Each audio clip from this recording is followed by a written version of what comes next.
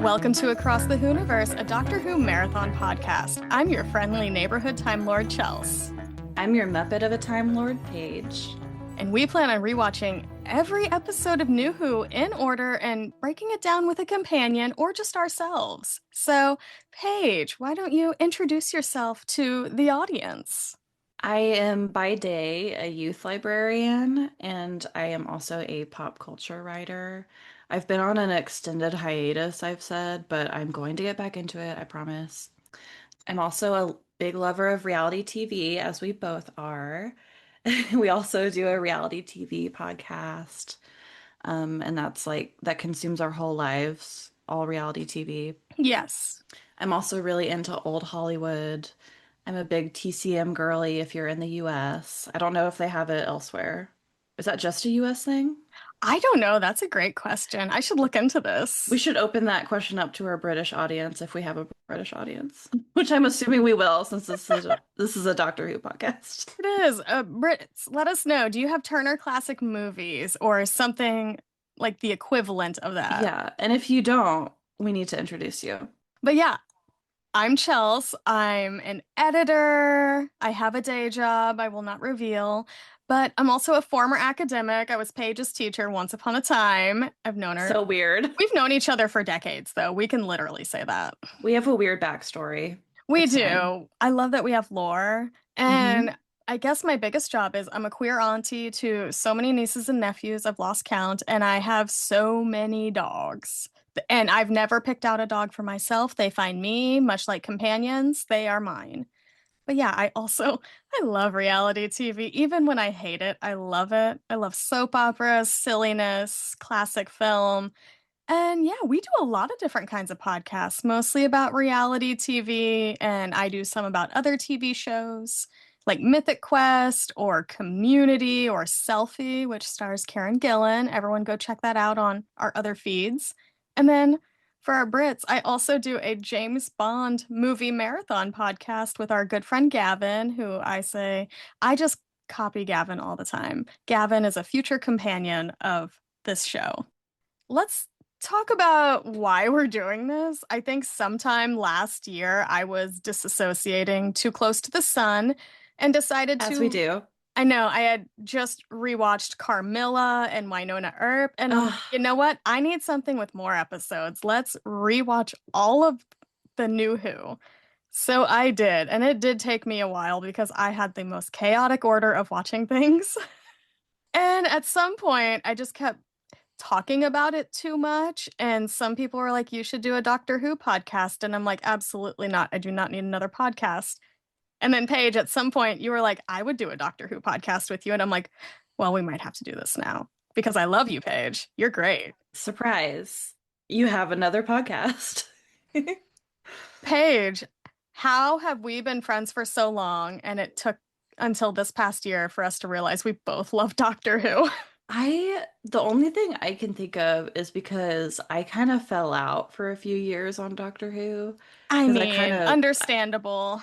yeah, I kind of lost touch a little bit, but then I returned back into it. And it's like now in this current time and place, it's become such a point of comfort for me returning to this fandom Hmm. because it's like so nostalgic and it makes me have those good feelings of like being really involved in a like nerdy, safe fandom. And I say Hmm. safe for the most part.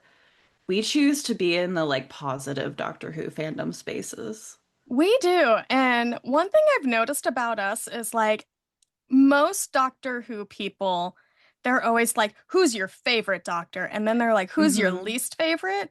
And I'm No. and I think our approach is there's no least favorite. It's just like this is my 13th favorite Doctor. This is my 14th favorite Doctor. Right. It's like we don't hate any of these people, even if the episodes are quote unquote bad. We still manage to have a good time because it's Yeah. silly.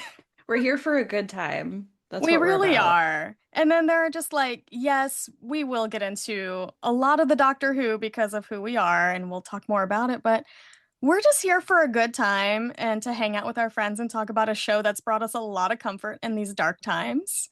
Like, specifically, I just remember this past year rewatching Martha's first season and being like, oh my gosh, this is way too real. So much Yeah, of this is happening right now, it feels like. But it just brought me so much comfort and hope in these trying times. And I can't wait to revisit that one again, even though I just watched it this year. I think the fun thing about this show is that you're gonna get something different from it every time you watch it, especially as time goes on, like looking back at all of this, we're gonna get a different view of it. Oh, for sure. Because I completely forgot about so many episodes. Because, Mm-hmm. again, Paige, I feel like specifically me and you, we consume so much media, So and much. and we're really good at remembering the weird little things of every reality show. But Mm-hmm. then it's just like rewatching it, it unlocks so many core memories and being like, oh, wait. So some of these episodes, it'll feel like we're watching for the first time because Right. just of how our brains work. And this show has so much lore and like, because it's sci-fi and fantasy, so it has so many details. And sometimes I see people in the fandom talking about certain things, and I'm like, oh, I don't even remember any of that. Yeah, like this, what I love about the show is that it spans every genre. So it can have Yeah. like a period romance, but it's also the sci-fi in space, and it's also this Mhm. big action adventure. So I'm really excited just to see how we feel about things because, again, it's such a delightful show. But let's talk about some of the herstory of Doctor Who. And I say herstory because, y'all, women were involved from the beginning? What? Hmm.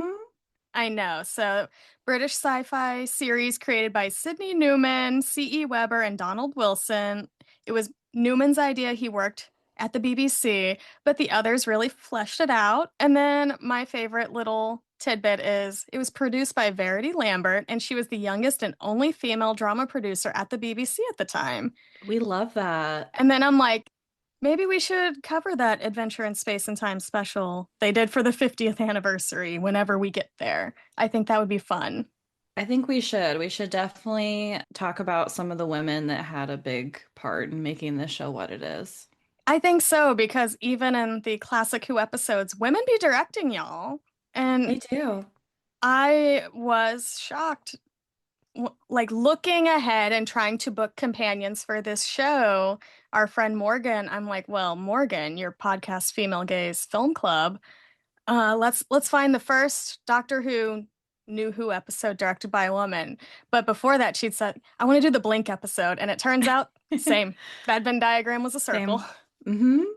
Yeah, It worked out. it was pretty great. So I'm excited to see all the women who've had influence, and we'll get to it. A lot of gay people. Yes. Yes. But Paige, big question. Think hard. Go back decades in your brain. How Ugh. were you introduced to Doctor Who? So the very first time I watched Doctor Who, I remember it was because, so when I was in middle school, I was really into Star Trek, Next Generation. And I would specifically watch the reruns of it on BBC America because they would run reruns like every single weekend. Yes. And during that, they would show previews for Doctor Who. And that was during the like 10th Doctor and Donna era, I believe. It had like just started. And I was like, what is this weird looking show? I have to tune into this. Um, and I started watching during their era and I just fell in love from there. And that was at a time when not many people in the US were watching Doctor Who. Like it, I mean, they were, but it wasn't as It was a big very much and a cult show at that point. yeah, it was a cult show. It was not like you couldn't find merch out and about like you can now. No. So I could not find anyone to talk to about it. And then I think I was aware of Doctor Who, like, because occasionally they would put like episodes on PBS growing up, and I was a PBS girly. Mhm. That is my Yes. background. One of my parents had cable and one did not. So it really depended on what I watched. And then it was sometime around Martha's season, and I feel like maybe this is why she's my one of my favorite companions. I had got the DVD at Entertain Mart page. And Was I it was a like, $100? it was probably $40. And $40 in like 2007, 2008 money. Mm-hmm. So that's a lot of money for a high schooler at the point. But I just remember seeing this and like they were at Entertain Mart. It's like a used DVD store and games and stuff. So think vintage stock. They would play things on the TVs as you're browsing about, and they were playing Martha's Season. And then I found it while it was playing, and I'm like, I should get this because I want to be irresponsible with my money. Truly, nothing Right. has changed. And I took it home, I watched it, and I realized, like, on the side, it tells you what season it was. And I'm like, well, I got to watch the first two seasons. Mm-hmm. And this is at the point where you could not watch in real time Doctor Who, like the US and the UK. So you just had to wait for the DVD to come out. And so fully waiting forever for another DVD. And then I remember it started with Matt Smith's first season. They would have episodes 3 weeks later on BBC America. Yes. Thing is, though, BBC America was like one of those upgraded channels at the time you had to pay extra for, like in your cable package. Mm-hmm. So I had a friend who would just send me a way to watch it after the fact. That's so funny. Shout out Charles. I feel like you got me through so much of my television watching as a young adult. We're still friends. And Love that. and like from then on I was able to watch in order. And I did have periods of like falling off and then catching up later. But Yeah. and then once Disney took over, I feel like I'm always in a love-hate relationship with Disney. It's complicated, gang. It's I th complicated. We'll get into it. I mean, they made it even more complicated this year, we can be real. Yeah. But it was just one of those shows. I'm like, oh, wait, these people are so cool. This is so fun. There's nothing else really like it because Star Wars, this was in like a dead era of Star Wars. It wasn't happening and Mm-hmm. it was nothing like it. Star Trek, so different. Probably the closest to it, just like format wise, and like you're going to have your weekly adventure, but still so different. And so I like that. I don't know. It was just always a show that it once it was in the United States, it was always there if you needed it. So what I'm saying Right. is one of these streamers needs to bring it back and put it on streaming because it's not available anymore as of It's recording. still weirdly difficult to find unless you get the DVDs. Full circle. Full Yeah, circle. full circle. So yeah, that's kind of our history with Doctor Who. And obviously we have our favorites and our like sixth favorites, we'll say. But Mhm. yeah, let's get into some of our marathon plans. Paige, how are we going to cover this show? How? That's a big question. I think we're partially going to figure it out as we go along, but our plan for now is to go episode by episode through the entire New Who era, starting from the Ninth Doctor to now. We might have some excursions into Classic Who. I personally I know you've seen a lot of Classic Who. I have seen like none.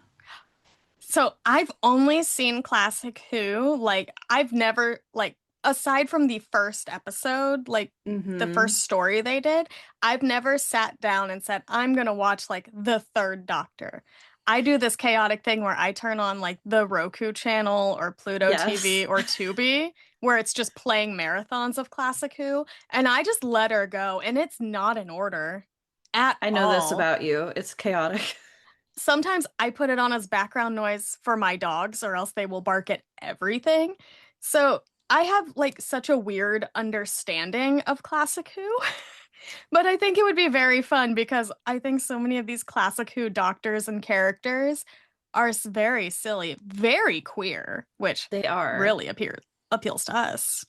But yeah, and I think one bit of excursion we're gonna have fun with is like prominent works from Doctor Who actors and behind the scene figures. Like I Mhm. know people who want to talk about like The Thick of It and Attack the Block because those are very funny works compared to Doctor Who with similar Yes. people.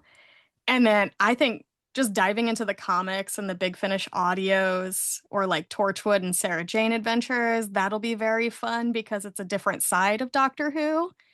And then I think we just have to talk about the war between the land and the sea because it's current and it's kind of like the final nail in Disney Who, so we have to see what's going on there because It they brought back is. prominent actors who've been in like New Who and given them completely new characters, and we're gonna see what happens. Also, Kate Stewart, total babe. Always want more of her. Love her. Love her. She's so cool.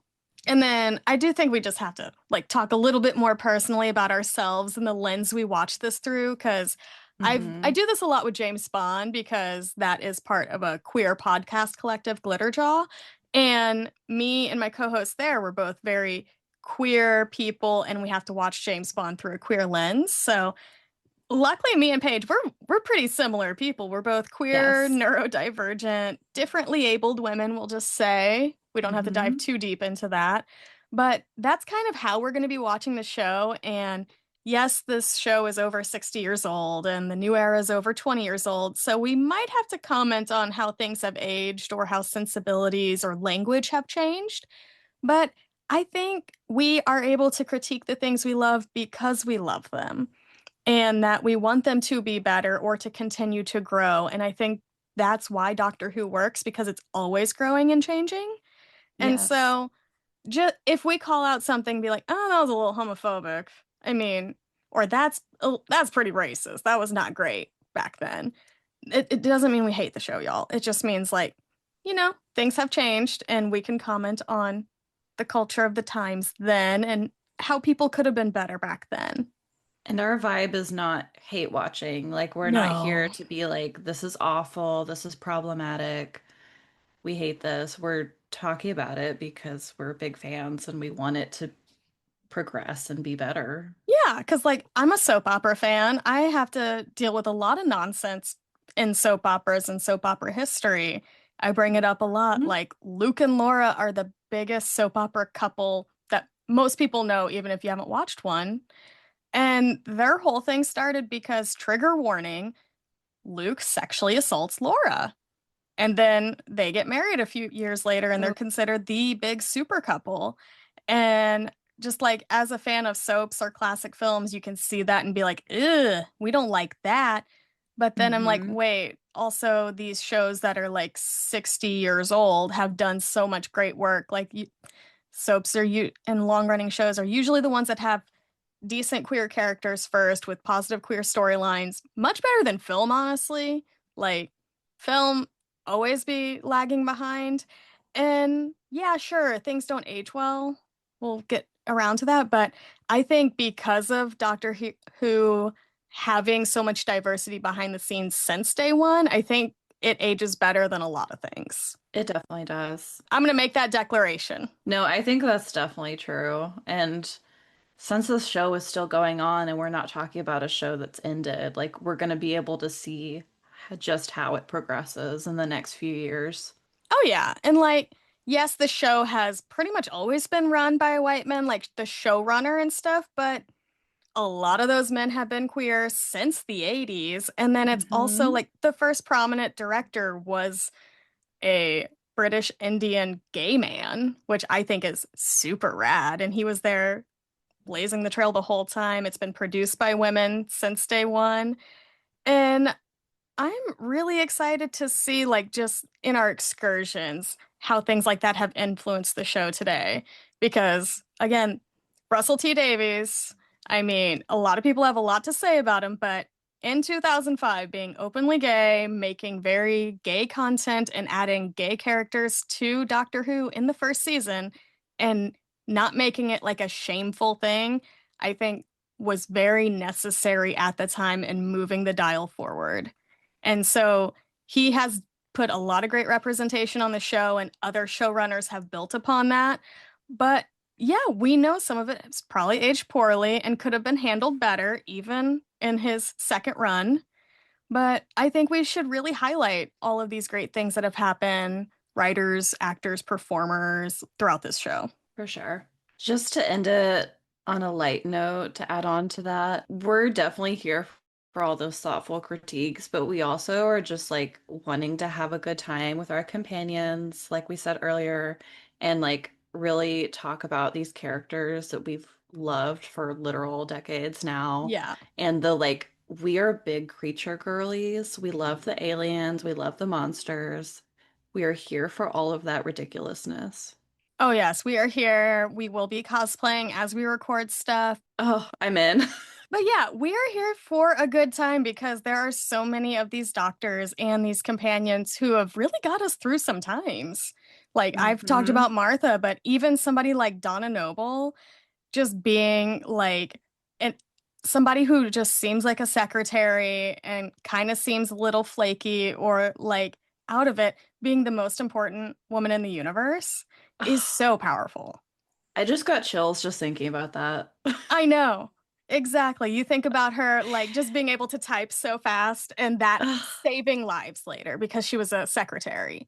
Incredible. I know. Or like Bill Potts being, oh my gosh. I just like gazed upon and I'm like, I would travel the galaxy with you, babes. Come on, girl. Let's go. Yes, absolutely. So yes, we're here for a nice silly time. We will have thoughtful critiques, but yeah, join us, hop in the TARDIS, and Paige, where can they find us on social media? They can find us at Across the Whoniverse on Blue Sky, Instagram. Are we gonna do a Tumblr at some point? Maybe. We haven't I talked think about we it. will. I I will think we make that will. if we haven't already. Yes. You can also contact us through our email, which we'll put in the show notes. If you have any questions for future episodes, where can they find you if you want to share your personal socials? I am Chels725 on Blue Sky, on Serialized, which is like TV Letterboxd. I'm also on like Real Letterboxd, but not as often anymore. And then Hmm. just like Chel Cycles on Instagram if you want to find me there. But yeah, we'll mostly be posting on the Across the Whoniverse socials, all of our fun, silly things, and the wonderful work of other people in this fandom. There are so many great artists, commenters, just voices out there that really bring us so much joy. Paige, where can the good people find you? They can find me at Thoughts by Paige on Blue Sky. I am also Hey Smithers on Tumblr. I recently re-downloaded Tumblr to get fully back into the fandom. I'm just back in it. Oh, if people can find my Tumblr, that's your challenge. That's your challenge. That's your challenge, the challenge with, and you guys have to be CT. Yeah. But no, thank y'all for listening, and we'll see you next time.